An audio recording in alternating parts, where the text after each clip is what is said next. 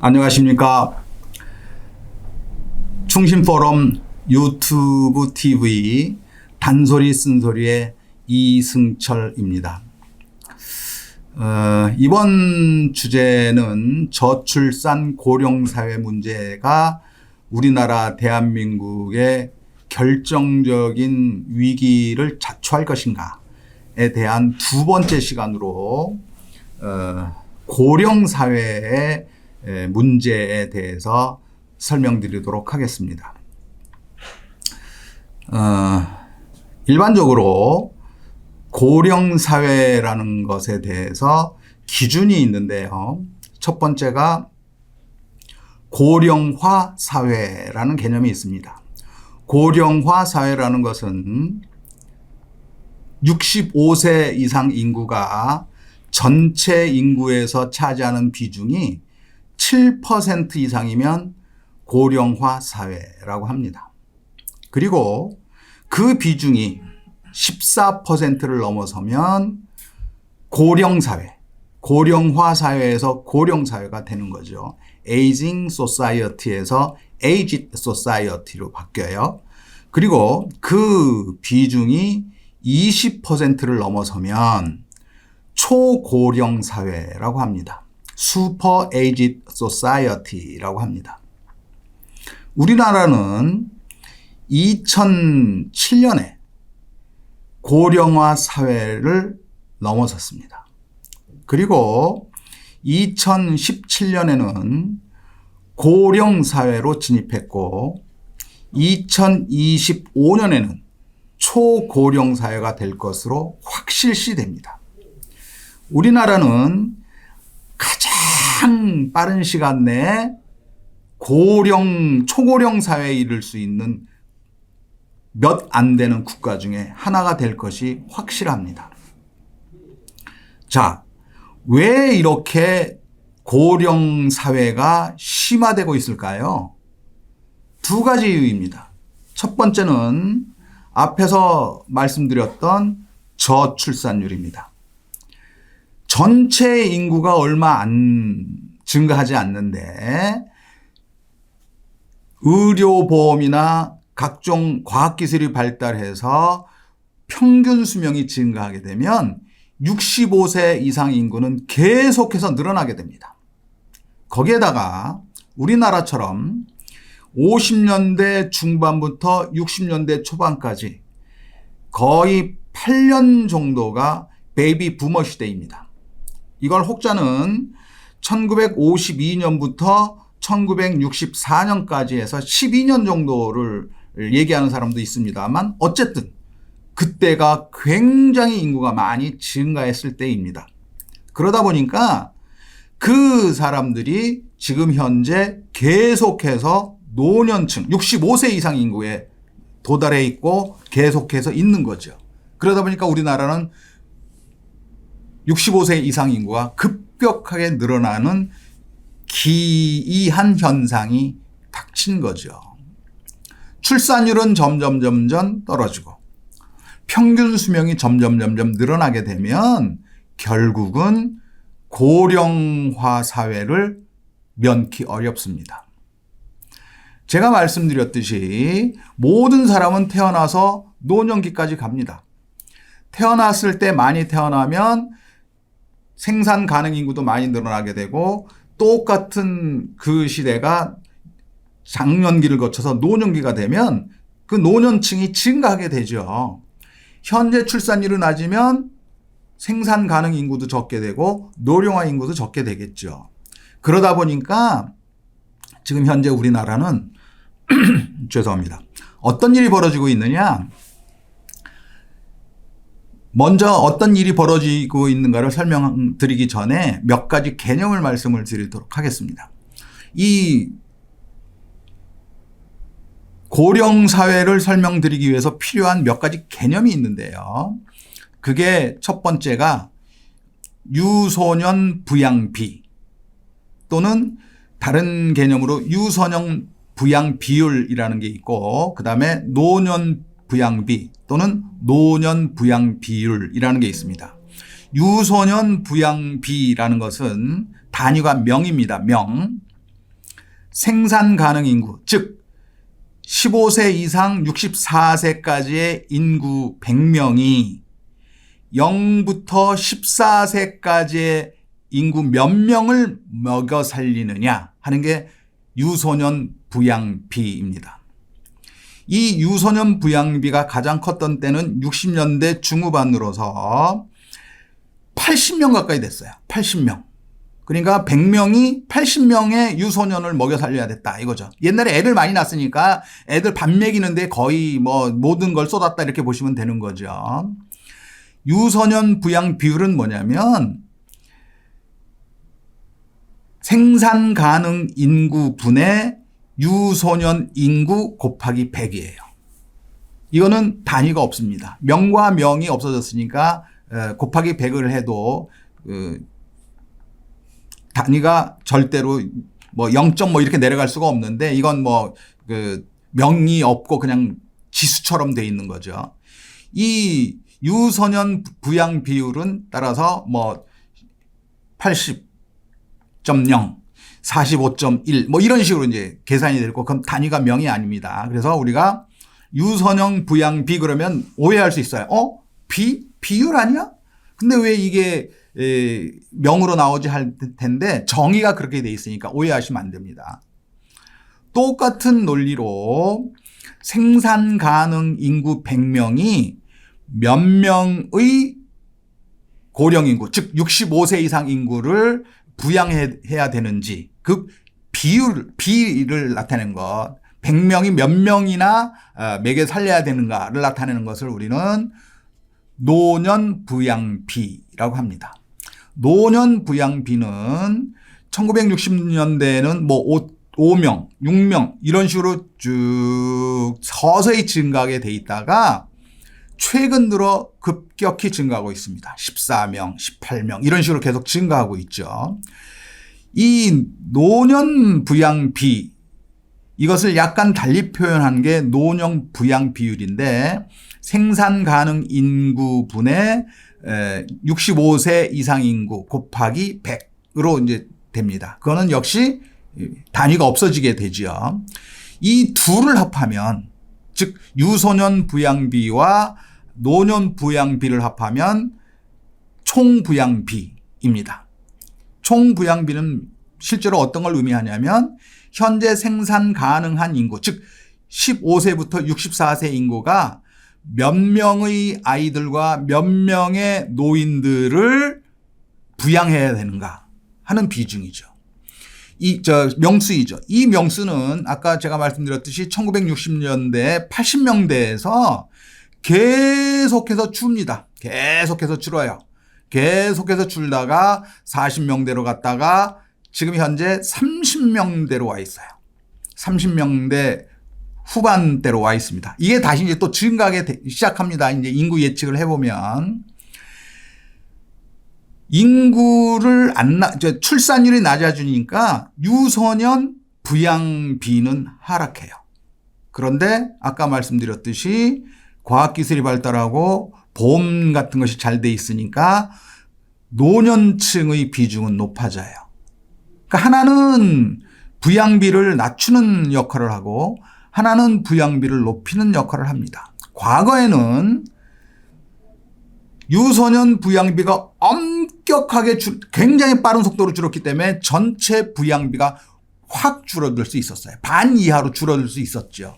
그런데 최근에는 유소년 부양비가 감소하는 것보다 노년 부양비 증가하는 게 훨씬 더 크기 때문에 총 부양비가 증가하고 있습니다.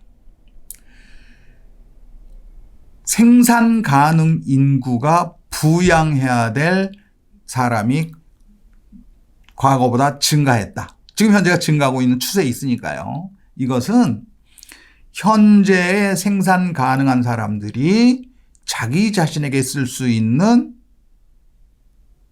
소득이나 여러 가지 것들이 상대적으로 준다는 걸 의미해요.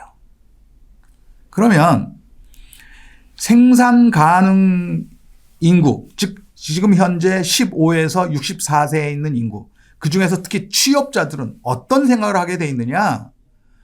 과거에 일찍 태어났던 사람들이 많아서 그리고 그분들이 평균 수명이 증가해서 내가 더 많은 부담을 지게 생겼다. 이런 오해를 하게 돼요.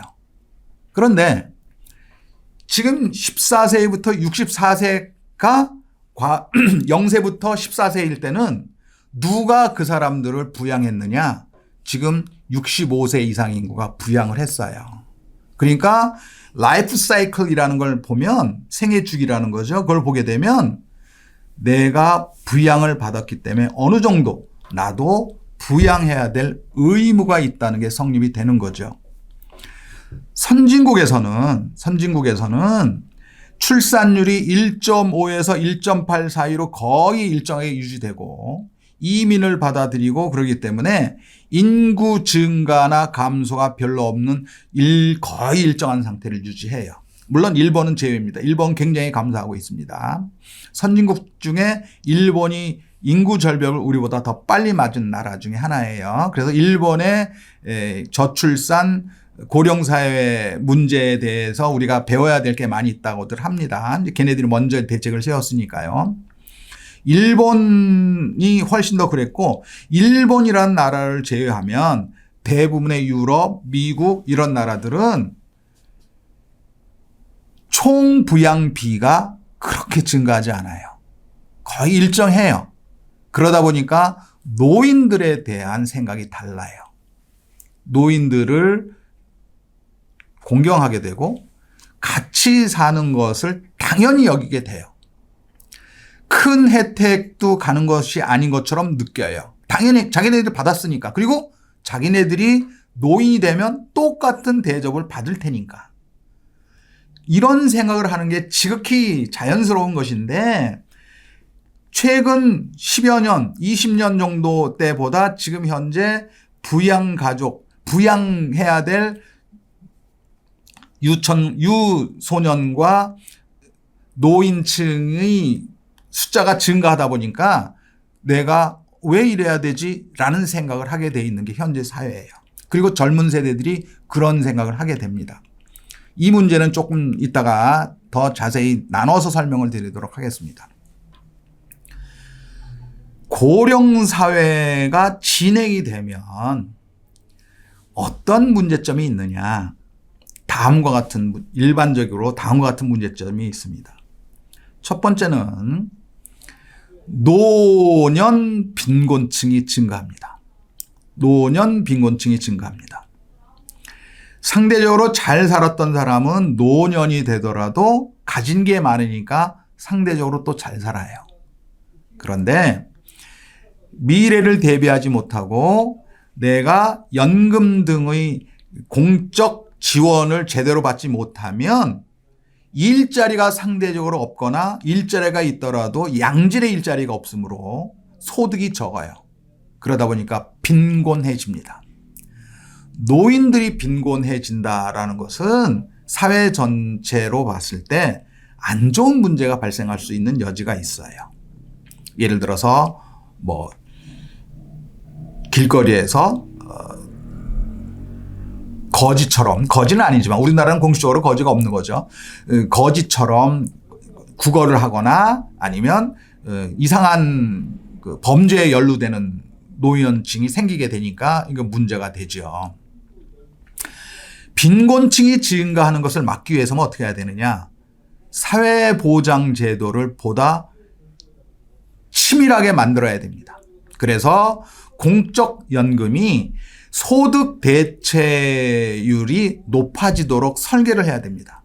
그런데 과거 우리나라는 제가 모두에 말씀드렸듯이 일하는 사람이 워낙 많았으니까 그 사람들에게서 조금씩만 연금조로 보험료를 걷어들이더라도 부양해야 될 사람이 상대적으로 적었으니까 큰 문제가 없었어요. 그런데 점점 65세 이상 인구가 많아지니까 연금을 받아가야 될 사람은 무지하게 많은데 모아놨던 돈이 별로 없고 그 양반들이 기여했던 부분이 적으니까 조금뿐이 주지를 못해요. 그러니까 공적연금 제도를 개혁을 해야 됩니다. 이 공적연금 제도를 개혁하자 그러면 이게 소급 적용이 안 되다 보니까 굉장히 이제 불리하다고 느끼는 게 이제 현재의 생산 가능 인구예요. 그분들한테는 소득의 일정 부분만큼에서 부담하던 것, 7 내지 9%였던 것을 더 많은 부분을 내게 해야 되거든요. 뭐 연차적으로 증가시키더라도 상당히 많은 부분을 내야 되게끔 해야 돼요. 물론 그것 때문에 이제 지금 현재 노인층이 연금을 받는 층이 더 많이 돈을 받는 건 절대로 아닙니다. 왜? 지금 있는 분들은 낸 게 더 이상 증가하지 않았으니까 물가 상승 정도만 해서 그대로 가면 되는 것이죠. 그러니까 미래를 위해서 현재 생산 가능 인구인 사람들에게 대한 사회보장 제도를 개선해야 된다는 거죠. 지금 있는 분들을 위해서는 다른 정책을 써야 되는 거죠. 이 지금 있는 분들이 빈곤해진 분들에게 대해서는 지금 정부나 지방자치단체에서 많이 한 것처럼 노인 일자리를 만드는 거죠. 노인 일자리를 많이 만들어서 뭐 올해는 뭐 100만 개 이상을 만든다고 하네요. 국가 전체적으로 이렇게 한다고 해요. 그렇게 해주는 것이 빈곤 문제를 해소할 수 있는 좋은 방안입니다.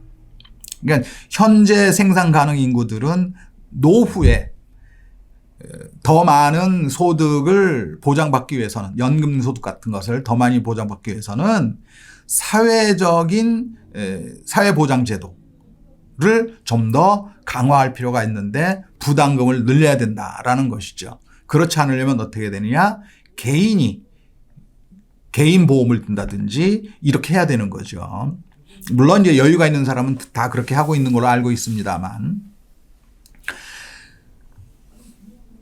고령화가 진행이 되는 고령 사회에서는 또 어떤 문제를 해야 되느냐? 두 번째는 사회에서 격리돼서 사회적으로 고립되는 문제가 발생해요. 노년층은 노년들만을 위한 사회, 노년들만을 위한 어떤 모임 이런 것이 제약되어 있습니다. 우리나라에서 흔히 많이 가는 데가 경로당 이런 데잖아요. 그런데 경로당 가게 되면 대부분 80세 이상인 분들이 있는 곳이고 65세부터 70대 초중반인 분들이 가기에는 좀 서먹하죠. 왜냐하면 그런 데 가 있기에는 내가 활동할 수 있고 그러니까. 그럼 어떡하느냐? 혼자서 집을 나서서 등산을 가거나 하루 종일 지하철, 전철을 타고 하는 거죠. 격리돼 버리는 거죠. 남들하고 대화도 하지 못하고 일도 하지 못하고 소득이 적으니까 여유로운 문화생활도 하지 못하고 그렇게 되는 거죠. 이게 사회적으로 고립되는 거예요. 사회적으로 고립되다가 점점 관심 밖으로 나서게 되면 그분들은 고독사를 하게 됩니다. 일본은 고독사 인구가 굉장히 많아요. 그런데 한국에도 고독사 문제가 많이 발생해요. 일본은 부부가 고독사하는 경우가 훨씬 비중이 높다고 해요. 근데 한국은 부부가 동시에 같이 죽는 경우는 적고 혼자서 죽는 경우가 많다고 합니다. 노인 혼자. 어쨌든 이거 좋은 문제는 아니잖아요. 이런 문제를 이제 해결해야 됩니다. 세 번째는 이건 또 현재 생산 가능의 인구인 분들이 싫어하실 얘기인데 의료보험에서 하는 진료비 중에서 65세 이상 인구가 차지하는 비중이 더 커져요. 2022년 자료, 최근에 발표된 2022년 자료에 의하면 의료보험 중 진료비가 최초로 100조를 넘어서 102조 정도 됐다고 합니다. 그런데 그중에 약 44조를 65세 이상 인구가 썼다고 그래요. 그래서 65세 이상 인구가 쓴 의료보험 진료비가 그 비중이 43%를 넘었다고 합니다. 그러니까 이거 노인들이 다 쓰고 노인들이 이 의료보험을 고갈시키는구나 라고 생각하실 수 있어요. 언뜻. 그리고 일부 자료에 의하면 6년 후에는 의료보험비가 고갈될 거라고 해요. 현재 상태로 가게 되면. 그러니까 이것도 큰 문제예요. 여기에는 과잉 진료라는 문제도 있고, 우리나라는 아직까지 본인이 자기 목숨을 결정할 수 있는 그런 게 보장되어 있지 않죠. 그래서 저 같은 경우에도 저는 어떠한 형태든 생명 연장 장치나 생명 연장을 하기 위한 어떤 그 의료 시술을 거부한다라는 그 의향서를 작성을 했어요. 그러니까 심폐소생술이라든지 제세동기라든지 연명치료라든지 이런 걸 받지 않겠다라는 거죠. 이런 것들이 결국 의료비 증가로 이어지기 때문에 그렇죠. 뭐 저는 이제 그 다른 뜻은 아니고 제가 경제학을 했으니까 저는 그냥 내가 기여한 만큼만 하고 그냥 부부가 저보다 물론 집사람이 좀 나중에 돌아가시겠지만 저는 그냥 팔팔할 때 돌아갔으면 좋겠어요. 근데 이런 생각을 다 가지시라는 걸 절대로 아니고 왜 그러냐면 현재 의료 진료비에서 연명치료에 들어가는 비용이 엄청나요. 이건 뭐 중환자실이나 아니면 뭐 굉장히 비용이 많은 고가의 진료이기 때문에 그렇죠. 이런 부분에 대한 사회적 인식을 좀 바꿔주는 것이 의료비 중에서 노년층이 차지하는 비중을 줄여주는 좋은 방법이 아닐까 싶어요. 가장 결정적인 문제는 에이즘, 나이에 따라서 격차를 두거나 선입관을 갖는 그런 어떤 인식, 이걸 깨야 된다라고 생각합니다. 나이가 많이 들면 당연히 저건 굉장히 편협된 생각을 가지고 있고 어디 가서 적응도 못하고 행동도 느리고 모든 게 아니니까 저 사람들은 별도로 생각을 해야 돼. 노인들 냄새나, 노인들 힘도 없잖아, 노인들 뭐 맨날 그렇지 뭐, 이런 식으로 해서 완전히 사회적으로 편견을 가져버리는 것을 에이지즘이라고 하죠. 에이지에다가 ISM을 붙여서 이제 부르는 것이죠. 이렇게 되면 굉장히 세대 간 갈등이 생겨요. 그 대표적인 게 뭐냐? 노인들에게 일자리를 주게 된다. 노인들에게 일자리를 더 많이 창출한다라는 것은 우리나라 전체로 총 일자리 수가 일정하다 그러면 노인들에게 일자리를 많이 주면 사회에 새롭게 들어오는 청년층들의 일자리가 주는 것 같다는 생각을 청년들은 갖게 돼요. 특히나 일본 같은 경우에는 64세였던 것을 70세로 정년을 늘렸어요. 그런데 그냥 정년을 늘린 게 아니라 세 가지 중에 하나를 선택하게 했죠. 그냥 정년을 쭉 늘리든지. 정년을 쭉 늘려주는 거예요, 그냥. 두 번째는 정년을 쭉 늘려주되 급여를 깎든지. 급여를 깎는 거예요, 급여를. 그러니까 급여를 깎였으면 고용 인원을 늘릴 수 있는 여지가 있으니까 깎인 급여를 가지고 어떻게 한 거죠? 청년들을 더 고용할 수 있는 거예요.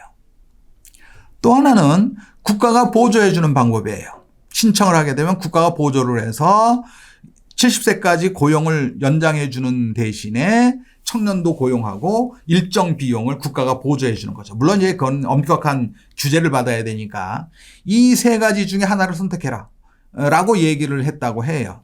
그러면 그러한 것을 보고 선택하면 자연스럽게 이제 된 거죠. 또 물론 1년마다 올리게끔 하는 경우도 있었다고 합니다.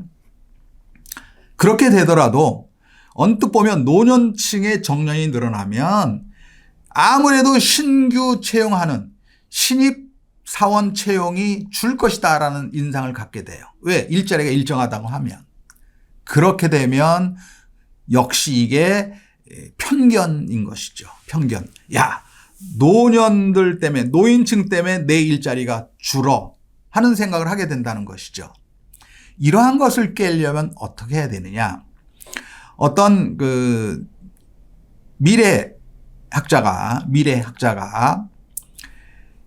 초고령 사회, 이것은 위기가 아니고 기회이다라고 얘기를 했어요. 그리고 그 사람이 내세운 것 중에 두 가지 대표적인 게 뭐냐면 엘더노믹스예요. 엘더, 나이 많은 사람이란 뜻이죠. 거기에다 economics, 경제학이라는 뜻이에요. 그래서 그 두 개를 합성해서 엘더노믹스라는 걸 했어요. 그래서 이거를 이제 노년 경제학이라고 이제 그 장년 경제학이라고도 하고요. 노인들 경제학이죠. 이걸 하자. 이 노년 경제학이란 뭐냐? 65세 이상 인구의 사람들이 왜 나머지 세대 사람들이 싫어하냐면 첫째, 경제 활동을 하지 아니한다. 즉 생산을 하지 아니한다. 이 소득이 줄었으니까 소비를 하지 아니한다. 생산도 하지 않고 소비도 하지 않으면서 사회에서 주는 사회 보장을 가지고 먹고 산다. 라는 생각을 갖고 있는 것을 깨자 하는 게 엘더노믹스라는 겁니다. 즉 고령 인구가, 고령인 사람들이 스스로 생산도 하고 소비도 하는 그러한 영역을 만들자. 그 대표적인 게 실버 인더스트리라는 거죠. 실버 인더스트리. 즉 노인들이 노인들을 위한 제품을 만들고 노인들이 그로부터 생긴 소득을 가지고 노인들을 위한 제품을 소비하고 뭐 여러 가지 다양한 게 있습니다. 뭐 의복, 그다음에 먹는 것들, 그다음에 건강 관련 제품들, 뭐 여러 가지가 있습니다. 이런 것들을 하자라는 게 엘더노믹스라는 걸 하자라는 거죠. 이론적으로는 맞는데 실제로 그걸 하기 위해서는 사회적 기반이 형성되어 있지 않으면 안 됩니다. 우리나라에서 지금 현재 하고 있는 사회적 기업, 이 사회적 기업이 사회적 약자들에게 기회를 준다는 것인데 이 사회적 기업 중에 한 유형으로서 노인들이 하고 노인들만 참여하고 노인들이 그 참여한 대가로 가져가고 소비를 하게 하는 이런 유형을 하나 만들었으면 좋겠다라는 생각을 저는 합니다. 또 하나는 리턴십을 확대하자라는 겁니다. 리턴십이라는 건 뭐냐면 64세 이후에 은퇴한 사람들이 원래 있던 곳으로 리턴해서 할 일을 주는 거예요. 예를 들어서 저는 뭐 교수였었으니까 65세에 제가 정년을 하게 되면 그 뒤에 돌아가서 강의를 하게 하는 거죠. 그것도 어떤 강의를 하게 하느냐? 현재 있는 사람들이 싫어하고 그다음에 그 사람들이 하지 않는 과목 이런 것들을 하게 하자라는 거예요. 기술직에 있는 사람들은 가서 장인으로서 지도를 해주는 것이죠. 이게 리턴십이에요. 이런 것들은 이제 대부분 그 자동차 회사나 이런 데서 굉장히 많이 쓰고 있는 경우이죠. 제 친구 중에 한 명도 기계연구소 이제 왕년에 지금은 이제 다른 걸로 바뀌었는데 거기에서 근무하다가 유관업체에 가서 기술 지도를 해주고 있거든요. 아직도 현직에서. 이런 것들이 리턴십, 내가 했던 곳으로 다시 돌아가서 내가 과거에 가장 잘했던 곳으로 돌아가서 하는 거죠. 이런 것을 확대하자. 그러면 그 양반들은 비교적 낮은 조건으로 그 집단의 생산성을 크게 높일 수 있는 역할을 할 수 있는 거거든요. 뭐 교사들이나 아니면 뭐 회사의 교직원이었다 그러면 신입 교직원들을 양성하고 교육을 시킨다는 업무를 하거나 애로사항에 대해서 조언을 해주거나 하는 그런 업무를 하게 되면 굉장히 효율화될 수 있고 생산성을 높일 수 있거든요. 이런 게 리턴십인데 이런 리턴십을 확대하자라는 것으로 얘기를 했습니다. 제가 그 책을 보면서 이야, 이거 굉장히 괜찮다. 굉장히 좋다. 이런 것들을 우리 사회에서도 해야 된다. 괜히 노인들을 에이지즘이라는 것을 통해서 쓸데없고 판단도 제대로 못하고 생산은 하지 아니하고 소비도 쥐꼬리만큼 하면서 지원만 많이 받는 그런 뒷방, 퇴물로 생각하지 말고 그 사람들이 굉장히 비중이 높아지는 사회가 오게 되면 거기에 맞게끔 사회 전반적인 인식과 사회적인 역학관계를 개선해 나가는 것이 고령사회를 대비하는, 앞으로 굉장히 고령화가 더 빨리 진행이 될 거거든요. 그러한 우리들의 마음가짐, 이게 아닌가 싶어요. 그리고 이러한 것들은 더 많은 교육, 더 많은 강연, 이런 것을 통해서 확산시켜야 됩니다. 그런데 이게 뭐 TV에 나오는 것은 뭐 누가 뭐 나머지 여명에 따라서 투표권을 주자는 이런 얘기나 하고 앉아 있으니 이게 웃기는 거죠. 이래서 어디 노인들 폄하 발언이지, 노인 폄하하는 분위기를 만드는 것이지, 노인 초고령 사회를 눈앞에 두고 있는 우리나라에서 다 같이 어울려서 다 잘 살 수 있는 그런 사회를 만들자는 건 아니잖아요. 그러니까 이러한 대비를 지금부터 빨리 해야 초고령 사회를 눈앞에 두고 있는 우리나라가 모든 세대가 한데 어우러서 잘 살 수 있는 그런 나라가 될 수 있을 거라고 저는 확신을 합니다. 제가 지금까지 말씀드린 이 부분에 대해서 동감을 한다라고 생각하시면 좋아요와 구독을 꼭 눌러주시기 바랍니다. 여러분 대단히 감사합니다.